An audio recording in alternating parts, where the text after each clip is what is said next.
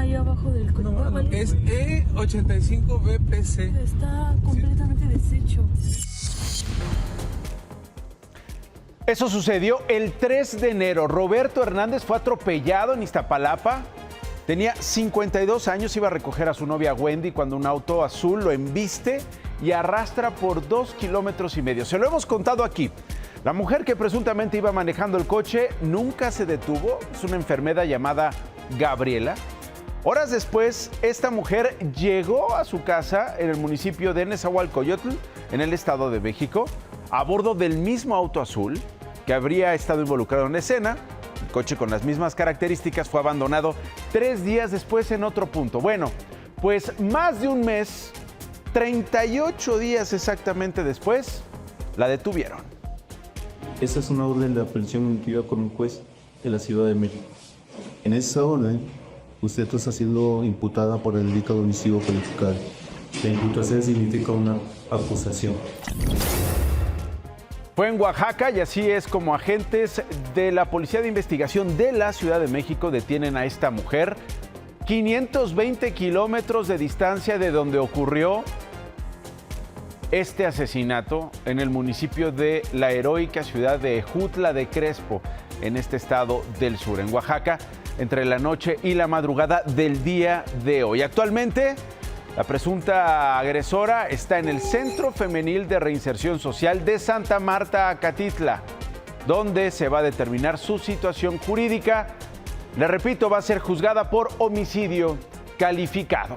En este noticiero hemos tenido comunicación constante con los familiares de Roberto. Hoy platicamos con su mamá y con su pareja sobre qué representa esta noticia para ellos. ¿Qué le dirían a Gabriela hoy detenida? Mucho sentimiento porque me arrebató lo que más quería. Y la verdad, no comprendo por qué tanta maldad. Deseo que todo el peso de la ley caiga sobre ella. Que la juzguen, que pague lo que tenga que pagar. Estamos más tranquilos. Hubiéramos querido que fuera desde un principio, pero pues agradecemos que por fin ya llegó la justicia. Ante la ley y por ley, o sea, debe de haber alguna reparación del daño económica, pero honestamente no me interesa. A mí lo que me interesa es lo que está sucediendo ahorita, que la detuvieron, que pague lo que tenga que pagar y donde tenga que pagar y el tiempo que lo tenga que pagar.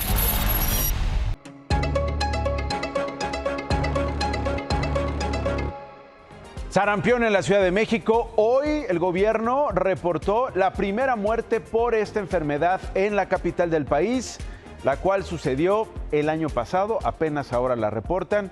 Con esta México suma ya 28 muertes y casi 9,000 casos de sarampión con datos acumulados desde el 2025.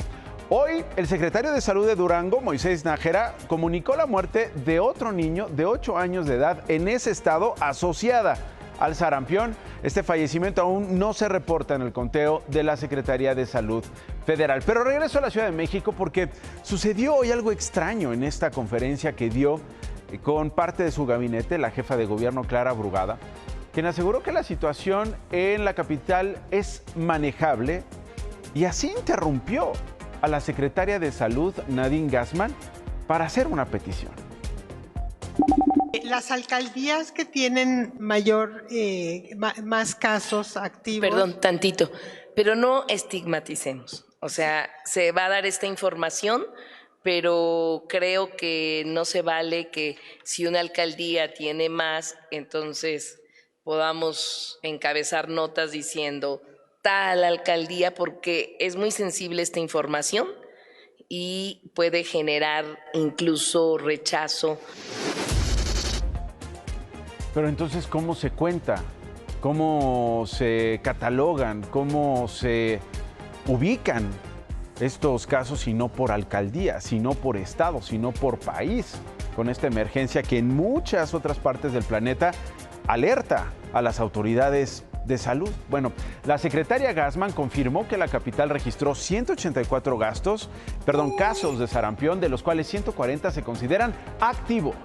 Ahora, ¿cuáles son las alcaldías que concentran alrededor del 75% de estos casos activos y que la jefa de gobierno pues no quería detallar? Bueno, hay 39 en la Gustavo Amadero, 35 en Álvaro Obregón, 18 en la Cuauhtémoc y 14 en la Miguel Hidalgo. Y no solo es el sarampión.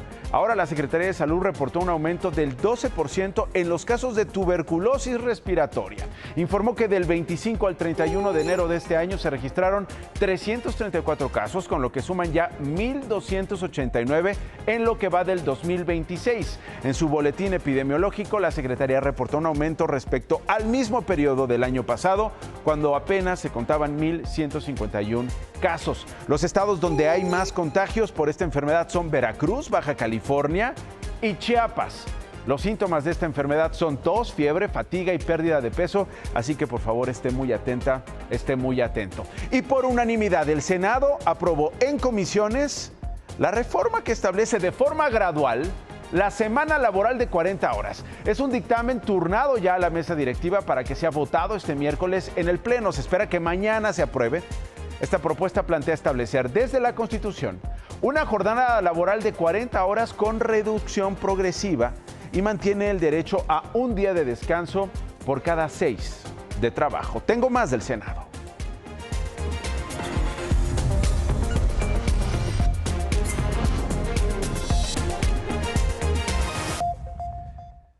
Y esa es la de hoy, con lágrimas de cocodrilo con tinte.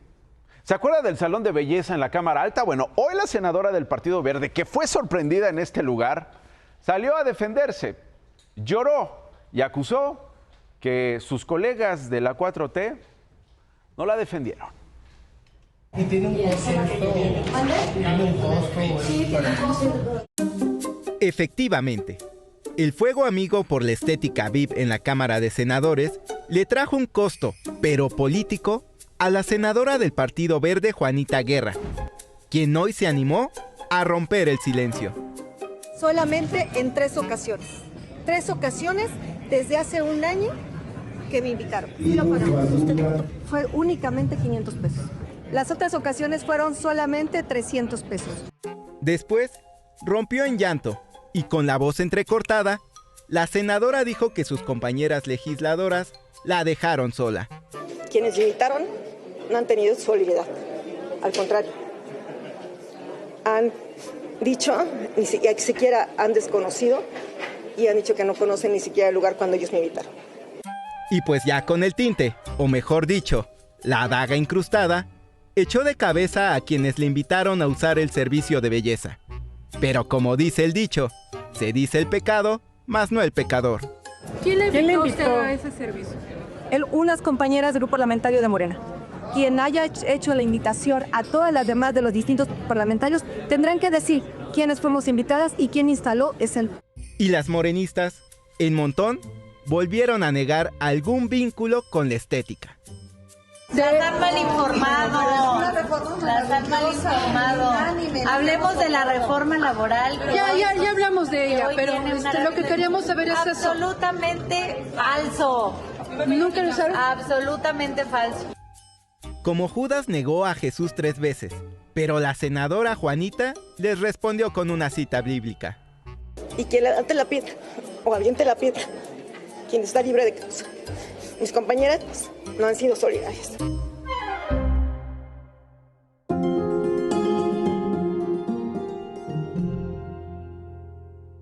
Seguimiento en Sinaloa, hombres armados ahora privaron de la libertad. Secuestraron a 5 hombres y una mujer en el municipio de Ahome, en ese estado. Siguen los homicidios, siguen las desapariciones en este país y particularmente en Sinaloa. Esto ocurrió el sábado, pero fue hasta el día de ayer cuando familiares denunciaron ante las autoridades esta serie de desapariciones. Todos viajaban en un vehículo particular de Mazatlán al municipio de Ahome cuando fueron interceptados en la carretera de Los Mochis a la villa de Ahome. La mujer que iba con ellos fue liberada horas después, pero los hombres siguen desaparecidos. La Fiscalía de Sinaloa explicó que familiares de 2 de ellos no han puesto su denuncia. Tenemos una denuncia recibida en Mazatlán el día de ayer. en donde se menciona la privación de 3 personas en Ahome, que pudiera estar relacionada. Es la que estamos checando que pudiera tener relación con el asunto que me comentan, porque fue el hecho en Ahome. Voy a checar de las otras 2 personas, pero la que tenemos son 3. Hay tristeza. Los familiares de 3 trabajadores desaparecidos en este estado que gobierna Moreda, cuyos cuerpos fueron localizados en fosas, los enterraron en los estados que los vieron crecer. Mientras que autoridades de Sinaloa encontraron 4 fosas más en la misma zona donde ubicaron los 10 cadáveres. Con las primeras detenciones que realizó el ejército de 4 personas presuntamente responsables de la privación ilegal de la libertad, lo que mencionan es que fueron confundidos las primeras declaraciones de los detenidos con integrantes de un grupo antagónico. El secretario de Seguridad y Protección Ciudadana, Omar García Harfuch, dio detalles sobre la desaparición y asesinato de varios trabajadores de un proyecto minero en el municipio de Concordia, en Sinaloa. 2 familiares de las por lo menos 10 víctimas están inconformes con esta versión. La información que en la mañana dieron no es suficiente. Dicen ellos que los confundimos, pero ¿cómo les queremos también? Obviamente no fue eso. Tenemos mucho coraje, mucha impotencia. Se tendría que seguir investigando esto. Eso no es verdad.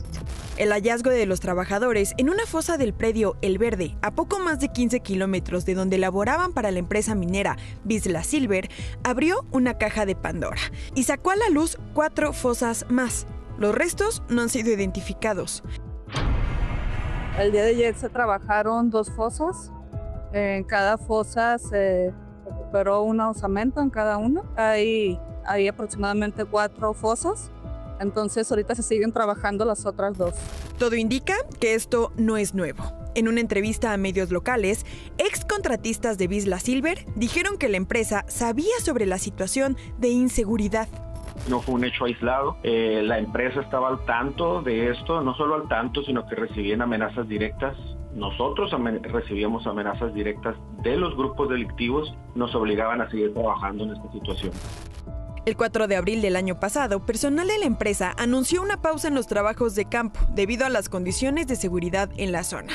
No dieron más detalles. Varios compañeros nos pusimos de acuerdo y dijimos que ya no queríamos trabajar. Entonces, en ese momento nos tacharon a nosotros de cobardes.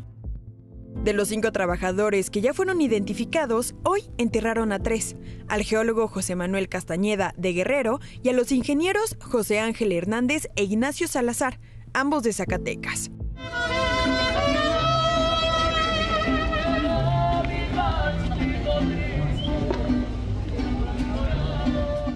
Aún faltan 5 por reconocer.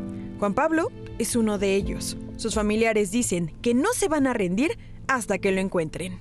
De una vez que si lo que es bueno o es malo, pues, pero yo quisiera saberlo, pues, de una vez. Porque pues estoy en angustia, pues, que buscando a mi hijo y no me dicen nada. ¿Y hasta cuándo le dirán? ¿Hasta cuándo le darán noticias?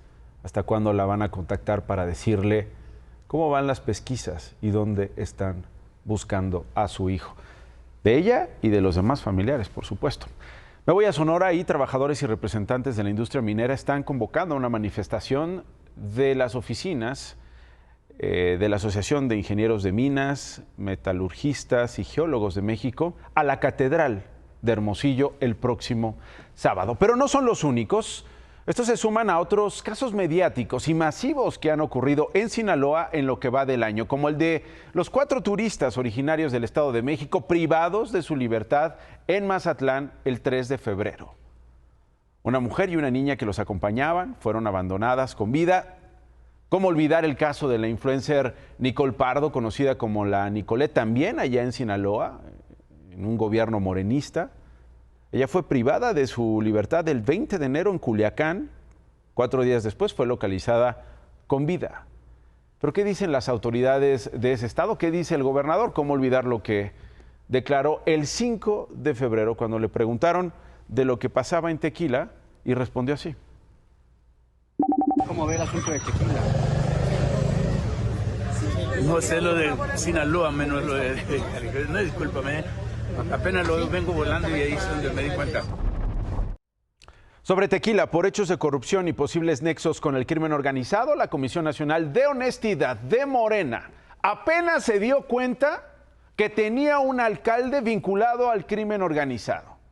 Ese partido apenas se dio cuenta que Diego Rivera está acusado de extorsionar a empresarios, de extorsionar a pequeños y medianos comerciantes, que está acusado de viajar por el mundo con su pareja a costa, pues no sabemos de qué, porque el sueldo de un alcalde no precisamente garantiza una vida de lujo, una vida turística por varios países del planeta. Bueno, Morena apenas se dio cuenta y ha iniciado ya el proceso de expulsión de Rivera, el exalcalde de Tequila, así como de Juan Gabriel Toribio, director de Catastro y Predial de dicho municipio. Ambos fueron detenidos, acusados de secuestro, delincuencia organizada y extorsión. Hubiera estado mejor que se dieran cuenta antes de volverlos, en el caso de Rivera, candidatos a Tequila.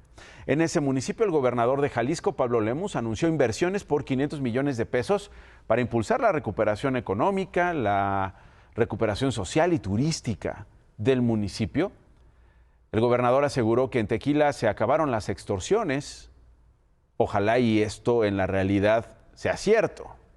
Encabezó una reunión donde estuvieron presentes la alcaldesa interina Lorena Rodríguez, acusada de formar parte del grupo de Rivera, la misma que le presenté ayer cantando narcocorridos y la misma que dice que no hay evidencias de extorsiones contra líderes sociales y empresarios. En Oaxaca, 3 personas murieron, otras 4 resultaron heridas luego de la explosión de un ducto de petróleos mexicanos ubicado en el paraje Loma Larga del barrio de La Soledad, que pertenece a Matías Romero. Según autoridades, el accidente sucedió cuando se realizaban labores de limpieza de tuberías.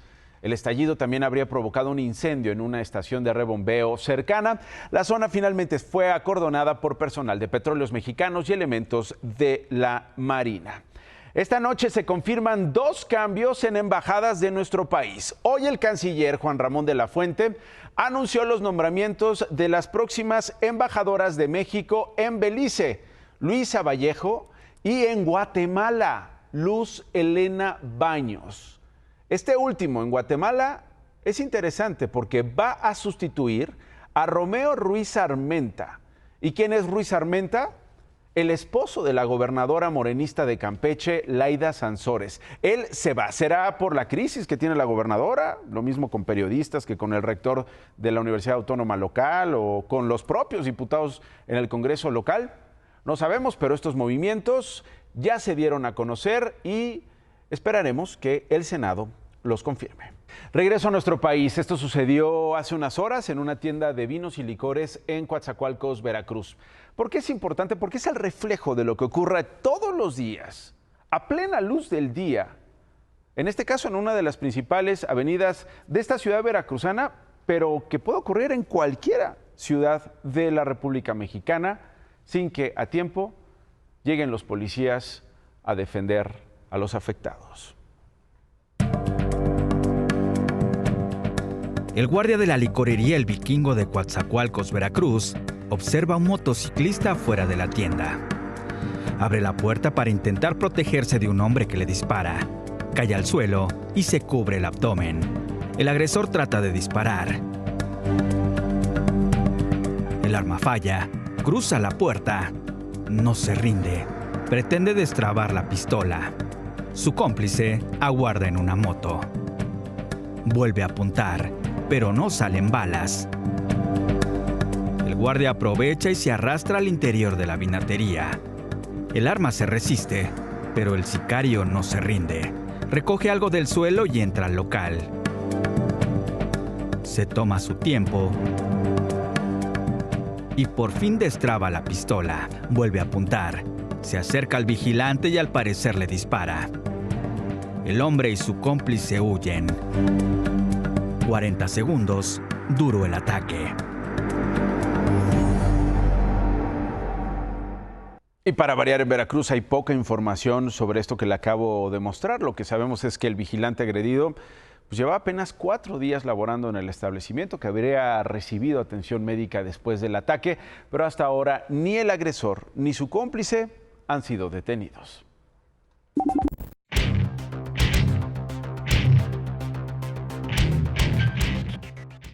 como era de esperarse, hoy en comisiones del Senado pasó casi sin que nadie dijera nada, la iniciativa esta para que la jornada laboral sea de 40 horas. Una jornada laboral que sería de 40 horas, disminuyéndole 2 cada año hasta llegar al 2030, con solo un día de descanso. Todo muy bien, muy bonito. Qué bueno que se esté reduciendo la jornada laboral, porque alguien podría decir, somos el país de la OECD que más horas trabaja, y eso podría ser injusto. Sin embargo, el padre del análisis superior le plantea, ¿no deberíamos estar más ocupados en ser un país más productivo? De acuerdo con los datos de la OECD, también somos el país más improductivo de esta organización. Ya ve, los que llegan a la oficina a ver el Face y a comprar cosas por catálogo, alguien quiere, voy a la tienda, voy a fumar, y todas esas cosas que nos hacen un país profundamente improductivo. Échame la cámara. Qué lamentable es que Petróleos Mexicanos siga teniendo accidentes. Pero es indignante, Nacho, la poca solidaridad de la dirección de Pemex con los afectados por estas tragedias.